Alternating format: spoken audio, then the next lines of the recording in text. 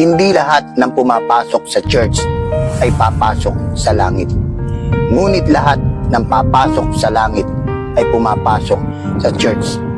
Maaari kang pumasok sa church na ikaw ay naglalasing pa rin, na ikaw ay nangangalunya pa rin, na ikaw ay nakikiampin pa rin, na ikaw ay nagnanakaw pa rin, na ikaw ay nakikipagtalik sa kapwa babae o kapwa mo lalaki.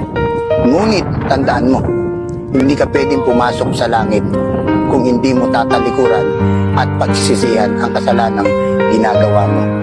Tandaan natin yung sinabi ng ating Panginoong Yesus sa Matthew chapter 7, verse 21. Hindi lahat ng tumatawag sa aking Panginoon, Panginoon ay papasok sa kaharian ng langit. Ang sabi ng Galatia, ang mga namumuhay sa pita ng laman ay hindi magmamana ng kaharian ng langit. Ang sabi sa 1 Corinthians 6, 9-10, huwag niyong dayain ang inyong mga sarili.